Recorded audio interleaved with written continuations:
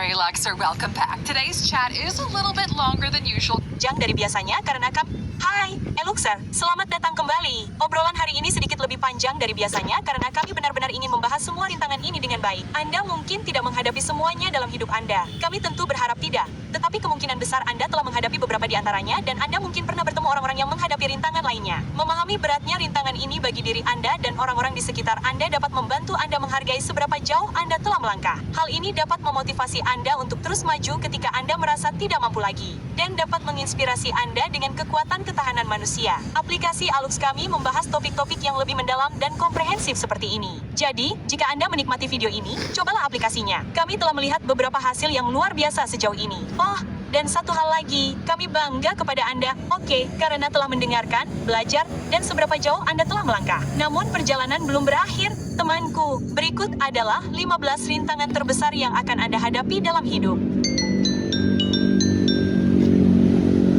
Dimulai dengan nomor 1, terlahir miskin.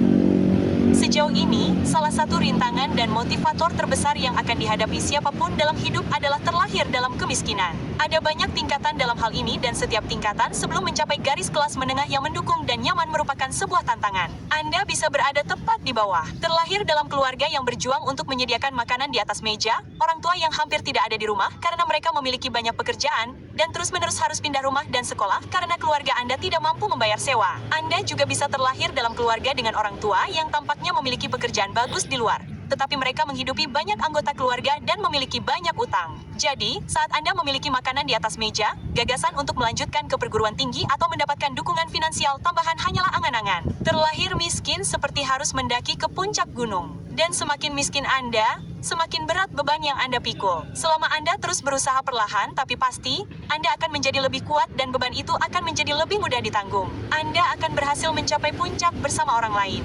Mungkin sedikit di belakang mereka, tetapi jauh lebih kuat. Lalu ada yang kedua, terlahir di negara berpendapatan rendah. Apakah Anda lebih suka menjadi miskin di negara maju atau negara berpendapatan rendah? Penelitian menunjukkan bahwa Anda memiliki lebih banyak kesempatan terlahir miskin di negara maju karena banyak dari negara tersebut, kecuali AS, memiliki akses ke pendidikan, perawatan kesehatan, dan kesejahteraan sosial gratis. Jika terlahir miskin seperti mencoba mendaki gunung dengan beban berat yang melekat pada Anda, terlahir miskin di negara berpendapatan rendah seperti berenang di lautan badai dengan beban kapal yang berat di belakangnya. Tidak ada yang mustahil. Seseorang mungkin melihat Anda berenang di lautan badai itu dan datang untuk membantu Anda. Namun bagi banyak orang, pikiran untuk berhasil mencapai pantai bahkan bukan sebuah ide yang dapat dipertimbangkan. Namun, beberapa orang melakukannya melalui semua tantangan yang mereka lalui, yang cukup luar biasa. Nomor 3, tumbuh dewasa terlalu cepat dan rasa takut. Sekarang, apa hubungannya tumbuh dewasa terlalu cepat dan rasa takut? Nah, tumbuh dewasa terlalu cepat seharusnya memberi Anda keuntungan dibandingkan orang lain karena Anda memiliki kesadaran diri yang lebih baik dan gagasan yang lebih baik tentang cara kerja dunia, bukan? Nah, meskipun itu benar, otak kita dirancang untuk berkembang pada kecepatan tertentu. Kecepatan ini membantu kita menaklukkan tantangan tepat saat kita siap menghadapinya. Ketika pertumbuhan mental Anda dipercepat, Anda kehilangan sensasi mengambil risiko yang membantu Anda melepaskan rasa takut akan kegagalan. Oke, begini cara kerjanya. 3 bagian otak Anda bekerja sama untuk mengevaluasi risiko, memproses rasa takut, dan membuat keputusan. Ketiganya adalah korteks prefrontal, amigdala, dan hipokampus. Jadi, hipokampus membantu mengontekstualisasikan respons rasa takut dengan mengingat pengalaman masa lalu. Jika Anda memiliki kehidupan yang sulit dan berbasis rasa takut saat tumbuh dewasa, hipokampus Anda akan lebih dominan dan akan menghentikan Anda dari mengambil risiko. Jika Anda melihat orang dewasa dalam hidup Anda menunjukkan kontrol impuls dan pengambilan keputusan yang buruk, maka korteks prefrontal Anda kemungkinan akan bereaksi lebih awal dengan peringatannya. Anda seharusnya mengambil risiko saat Anda masih muda. Anda seharusnya tidak takut, tetapi Anda tidak dapat melakukannya jika Anda dipaksa untuk tumbuh terlalu cepat. Nomor 4, memasuki sistem sekolah tradisional. 99,9% orang yang mengonsumsi konten ini saat ini pernah menjadi bagian dari sistem sekolah tradisional. Jika Anda bukan bagian darinya, beritahu kami di kolom komentar sekolah seperti apa yang Anda datangi. Sistem sekolah tradisional adalah lelucon yang liar dan mengecewakan. Sistem ini bertentangan dengan ribuan tahun perkembangan dan evolusi manusia. Sistem ini bertentangan dengan apa yang diinginkan otak dan tubuh kita, Dan sistem ini membuat kita tetap patuh dan teratur. Beberapa orang lebih mudah patuh daripada yang lain. Banyak yang kesulitan dan merasa tidak mampu karena mereka tidak dapat mengikuti aturan duduk selama 8 jam, membaca, menulis, mendengarkan, pulang, dan mengerjakan pekerjaan rumah. Namun, sama sekali tidak ada yang salah dengan Anda. Oke, kami katakan bahwa orang-orang mengalami kesulitan belajar atau disleksia atau perkembangan yang lambat. Perasaan mendapatkan rapor yang menunjukkan hasil yang jauh lebih rendah daripada teman-teman sebaya Anda adalah salah satu perasaan yang paling menyayat hati sebagai seorang anak. Dan Anda menyalahkan diri sendiri. Namun, itu bukan Anda. Oke, tekanan dari tes standar, fokus pada memori, membaca, dan mengingat, pendekatan satu ukuran untuk semua, dan penerapan dunia nyata yang terbatas menjadikan sistem sekolah saat ini salah satu hambatan terbesar menuju kesuksesan. Motivasi dan kepercayaan Mau dipakai untuk baca bisa, mau dipakai panas-panasan juga bisa. Ini dia kacamata super canggih. Motivasi dan kepercayaan diri. Nomor 5, hubungan yang beracun. Pernahkah Anda mendengar kalimat ini sebelumnya? Biarkan mereka menangis, itu akan memperkuat paru-paru mereka. Mereka toh tidak akan mengingat apapun. Ini mungkin salah satu keyakinan pengasuhan yang paling merusak selama 100 tahun terakhir karena ternyata bayi memang mengingat. Mereka mengingat banyak hal. Hubungan yang beracun dimulai jauh lebih awal dalam hidup daripada yang kita sadari dan memiliki efek yang jauh lebih besar. Teori keterikatan memberitahu kita bahwa dalam 2 tahun pertama kehidupan seorang anak, bayi sangat selaras untuk mengembangkan ikatan yang dekat dan intim dengan pengasuhnya. Selama 5 tahun pertama kehidupan seorang anak, mereka sangat responsif terhadap isyarat sosial dan respons emosional dari pengasuhnya. Mereka menyerap semuanya. Otak baru mereka seperti spons yang menyerap segalanya dan membentuk fondasi tentang bagaimana mereka memandang hubungan selama sisa hidup mereka. Jika Anda tidak memiliki pengasuh yang suportif dan penuh kasih dari kedua orang tua selama masa ini, hubungan yang Anda bangun sepanjang hidup Anda akan berada di atas fondasi yang goyah dan membingungkan. Hubungan yang baik dan pengaturan emosi sangat penting untuk kesuksesan masa depan Anda dalam setiap aspek kehidupan Anda. Ketika Anda menyadari bahwa Anda tidak memiliki ini, rasanya seperti Anda harus kembali ke awal hingga ke dasar ingatan dan pembentukan ide. Gali apa yang ada di sana dan mulai dari awal lagi. Memang banyak pekerjaan, tetapi itu akan sangat membantu Anda dengan hubungan masa depan Anda di setiap bagian kehidupan Anda. Anda akan dapat melihat kapan seseorang tulus dan kapan mereka membuang-buang waktu Anda. Anda akan dapat membiarkan diri Anda rentan dengan orang-orang baik dan memiliki kekuatan untuk menjauh dari hubungan yang tidak sehat. Nomor 6, tidak menarik secara konvensional. Menjadi tampan adalah keuntungan besar, dan seperti terlahir miskin, ada beberapa tingkatan untuk itu. Studi yang menggunakan pencitraan resonansi magnetik fungsional atau fMRI menunjukkan bahwa melihat wajah yang dianggap menarik mengaktifkan sirkuit penghargaan otak. Area ini dikaitkan dengan kesenangan dan penghargaan. Jadi, wajah yang menarik secara inheren lebih menyenangkan untuk dilihat. Dari sudut pandang evolusi, daya tarik seringkali menandakan kesehatan, kesuburan, dan genetika yang baik. Otak membentuk kesan pertama dalam hitungan milidetik setelah melihat wajah.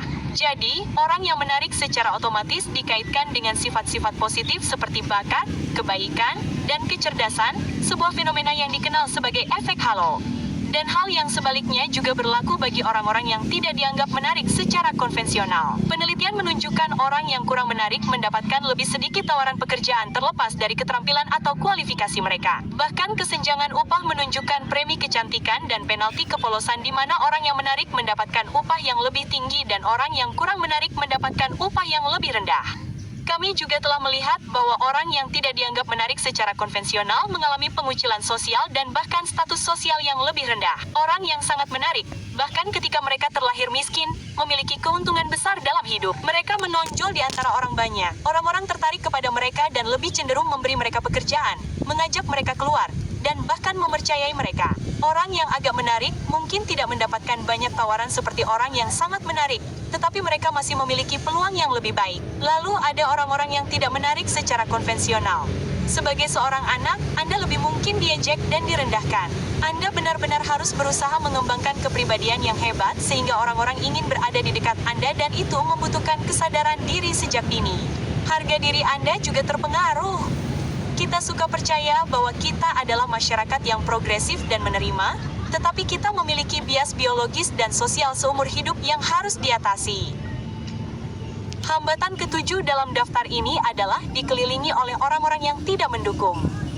Nah, yang satu ini jauh lebih halus daripada hubungan yang beracun karena orang-orang yang tidak mendukung dapat terlihat kritis dan terkadang mereka menyembunyikan motif mereka yang sebenarnya, menghina Anda dan menjatuhkan Anda dengan kedok mendukung Anda. Itu bisa jadi orang tua yang terus-menerus mengomentari berat badan Anda, hasil Anda di sekolah, atau kurangnya pasangan romantis Anda. Bisa jadi itu adalah komentar-komentar lucu dari seorang teman di depan semua orang yang tampaknya tidak berbahaya. Tetapi itu membuat bulu kuduk Anda berdiri. Orang-orang ini tidak secara langsung menyabotase Anda, tetapi mereka merasuki pikiran Anda. Pikiran Anda menangkap hal-hal negatif yang mereka katakan. Pikiran Anda menyerapnya dan menginternalisasikannya. Pikiran Anda berpikir, jika seseorang yang mencintai saya berpikir bahwa saya tidak cukup baik untuk itu, maka mungkin memang tidak demikian. Pikiran itu muncul begitu saja ketika Anda membutuhkan dorongan kepercayaan diri, tetapi malah memanfaatkan keraguan diri Anda. Ketika Anda bukan tipe orang seperti itu, mungkin sulit untuk memahami mengapa orang lain bersikap seperti ini kepada Anda. Anda cenderung berpikir bahwa mungkin mereka benar dan mereka hanya ingin melindungi Anda. Tapi tunggu dulu, oke, apakah mereka benar? Apakah mereka benar-benar benar? Lain kali seorang teman baik atau anggota keluarga yang penuh kasih membuat komentar yang membuat Anda waspada atau napas Anda memburu, mata Anda melebar, dan Anda merasakan suara menderu di telinga Anda. Itu adalah otak bawah sadar Anda yang memberitahu Anda bahwa ada ancaman. Itu menangkap sesuatu yang Anda lewatkan. Jadi dengarkan apa yang dikatakannya kepada Anda. Perhatikan dan mulailah bekerja dengan menyadari bahwa orang ini tidak datang dari tempat yang tulus. Nomor 8, terlalu banyak kesadaran diri tentang cara kerja masyarakat. Semakin tua Anda, semakin Anda menyadari bahwa ketidaktahuan, ya, itu benar-benar bisa menjadi kebahagiaan. Anda lihat, ada 3 sisi dari hal ini. 2 diantaranya membuat Anda maju, dan 1 diantaranya membuat Anda bosan. Pertama, Anda tidak tahu bagaimana masyarakat bekerja dan berfungsi, dan Anda menjalani hidup dengan bahagia dalam ketidaktahuan. Semuanya baik-baik saja. Kedua, Anda punya ide tentang cara kerja berbagai hal, tetapi Anda juga tahu bahwa Anda harus memainkan permainan untuk bersenang-senang dan damai. Semuanya baik-baik saja. Dan ketiga, Anda tahu cara kerja berbagai hal dan semuanya agak kacau dan Anda tidak ingin terlibat di dalamnya. Anda selalu tidak bahagia karena Anda pikir semuanya didasarkan pada uang dan kekuasaan dan itu tidak adil. Tidak ada yang baik dan Anda seorang nihilis di dunia yang lebih faktual dan langsung. Mungkin nomor 3 adalah yang paling benar. Tetapi hidup tidak benar-benar memiliki ruang untuk pernyataan umum. Ada nuansa dan pengecualian. Tidak ada yang salah dengan menyadari cara kerja dunia. Tidak ada yang salah dengan tidak ingin mengikuti semua aturan. Tetapi jika Anda menolak segalanya, Anda akan berdiri sendiri tanpa apapun. Nomor 9, kecanggungan dan kecemasan sosial. Kecanggungan dan kecemasan sosial adalah salah satu aspek kehidupan yang membuat frustrasi, di mana semakin Anda menyadarinya, semakin Anda mengalaminya. Kami melihatnya pada orang-orang yang keluar dari penguncian dan isolasi COVID. Orang-orang yang dulunya suka bergaul menjadi takut pada kelompok besar. Mereka menghindari keluar, berbicara dengan orang lain, dan berinteraksi. Beberapa menjalani terapi pemaparan dan perlahan-lahan mengintegrasikan diri mereka kembali ke masyarakat. Dan setelah beberapa saat, semuanya terasa hampir normal lagi. Dan beberapa orang memutuskan bahwa mereka lebih bahagia sendirian. Mereka memutuskan untuk lebih banyak tinggal di rumah dan melakukan hal-hal mereka sendiri, yang tidak masalah jika harus pergi ke bar dan klub atau tempat-tempat dengan banyak orang. Namun, hal itu menjadi masalah ketika kapasitas interaksi sosial Anda menyusut drastis sehingga menghadiri wawancara kerja dengan lebih dari 1 orang bisa memicu serangan panik atau duduk di ruang rapat dengan sekelompok orang di tempat kerja membuat Anda sangat cemas hingga merasa sakit. Untuk bertahan hidup dan berkembang di dunia ini, Anda harus mampu berinteraksi dengan orang-orang dari kelompok kecil hingga besar. Dan itu adalah rintangan yang sulit diatasi ketika kecanggungan sosial Anda berasal dari masa kanak-kanak. Anda terlalu muda untuk memahami pentingnya memiliki teman dan terlalu muda untuk mencari tahu cara melakukannya. Jadi, kecanggungan dan kecemasan Anda terus meningkat. Saat Anda dewasa, Anda tahu orang-orang melihat Anda sedikit aneh, dan ini memengaruhi kemajuan Anda di banyak bidang. Persahabatan, hubungan romantis, jaringan, dan karir, hubungan, serta kemampuan berinteraksi dengan orang lain sangatlah penting. Jadi, Anda harus dengan sengaja mengambil langkah-langkah untuk Apply on the go with custom job alerts on LinkedIn. Get the app today. menjadi ahli dalam hal ini. Nomor 10, dan yang ini mungkin mengejutkan beberapa orang, menjadi orang paling sukses di keluarga Anda. Sekarang, banyak dari Anda yang mendengarkan hari ini adalah orang yang paling sukses di keluarga Anda atau sedang dalam perjalanan untuk menjadi orang itu. Mungkin itu tidak tampak seperti hambatan sama sekali. Faktanya, itulah yang selalu Anda inginkan. Anda ingin membalas budi kepada keluarga Anda karena mereka telah berkorban dan melakukan begitu banyak hal untuk Anda. Namun, seiring meningkatnya kesuksesan Anda, tanggung jawab Anda juga meningkat. Anda akan ingin memberi keluarga Anda sebanyak mungkin dan Anda akan mulai merasakan tekanan karena mata pencaharian mereka bergantung pada Anda. Ini sering disebut sebagai pajak hitam, yang mengacu pada dukungan finansial yang diharapkan diberikan oleh orang kulit hitam yang sukses kepada anggota keluarga besar mereka. Mereka tidak hanya membiayai keluarga mereka untuk hidup dan makan, mereka juga membiayai kuliah, sekolah, dan kebutuhan dasar bagi anggota keluarga besar. Dan meskipun ini terjadi di semua ras dan negara, ini adalah hal yang sangat umum di komunitas kulit hitam karena kesenjangan ekonomi historis. Namun, pajak hitam ini menunda pencapaian finansial, mengurangi peluang Anda untuk menabung dan berinvestasi. Ini membatasi pilihan karir Anda, belum lagi menciptakan stres dan tekanan yang sangat besar. Namun, siapapun yang pernah berada di posisi ini tahu bahwa hanya ada satu jalan. Jangan tinggalkan siapapun, jangan tinggalkan keluarga. Nomor 11, menyenangkan orang lain. Seberapa burukkah menjadi orang yang menyenangkan orang lain? Nah, seperti kecanggungan dan kecemasan sosial, hal itu muncul seiring dengan pertumbuhan yang hampir eksponensial. Ketika Anda melakukan sesuatu yang membuat orang lain senang dan mereka memuji Anda, berterima kasih, berbicara baik tentang Anda kepada orang lain, pusat penghargaan di otak Anda mulai menyala dan menyala seperti Anda telah mencapai skor pada permainan mesin tinju di karnaval. Jadi, Anda menginginkan lebih dari itu. Akhirnya, Anda menjadi sangat kecanduan mendapatkan pujian sehingga Anda takut mengecewakan orang lain, dan Anda terlalu membatasi diri, Anda tidak pernah melakukan apapun untuk diri sendiri lagi. Anda membenci pekerjaan Anda, tetapi Anda tidak akan berhenti karena Anda tidak ingin menyakiti atau mengecewakan orang lain. Anda tidak bahagia dalam hubungan Anda, tetapi Anda tidak akan pergi karena Anda tidak ingin pasangan Anda sedih. Anda melakukan apapun yang diminta orang lain karena Anda tidak ingin mereka membenci Anda. Anda menjadi begitu terpaku pada apa yang diinginkan orang lain sehingga Anda mengikis semua pengetahuan dan pemahaman tentang hal-hal yang Anda inginkan dan sukai, yang merupakan hambatan besar untuk menjalani hidup yang autentik. Nomor 12, tidak memahami hasrat Anda. Benarkah kita semua memiliki hasrat, sesuatu yang kita kuasai dan kita nikmati? Kenyataannya bisa lebih kompleks, dan apakah setiap orang memiliki hasrat yang sudah ditakdirkan atau jelas masih bisa diperdebatkan? Beberapa orang memiliki hasrat yang luas, dan gagasan bahwa Anda harus menentukan satu dan fokus pada satu hal itu salah. Minat, hobi, dan hasrat berubah seiring waktu. Jadi, ini bukan tentang menemukan hasrat Anda, ini tentang memahaminya. Pahami bahwa itu akan berubah seiring waktu. Pahami bahwa mungkin tidak ada satu hal yang menyita waktu yang memberi Anda kepuasan tertinggi. Tetapi ketahuilah juga bahwa penting untuk mengejar hal-hal yang Anda sukai. Anda tidak akan merasa sukses sampai Anda melakukan sesuatu yang setidaknya Anda nikmati. Dan bahkan jika Anda kehilangan gairah itu, tapi ketahuilah juga bahwa penting untuk mengejar hal-hal yang Anda sukai. Anda tidak akan merasa sukses sampai Anda melakukan sesuatu yang setidaknya Anda nikmati. Dan bahkan jika Anda kehilangan gairah itu setelah beberapa saat, ketahuilah bahwa wajar jika minat Anda berubah seiring perubahan Anda dan rasakan arah mana yang ingin Anda ikuti selanjutnya. Nomor 13, masalah kesehatan mental.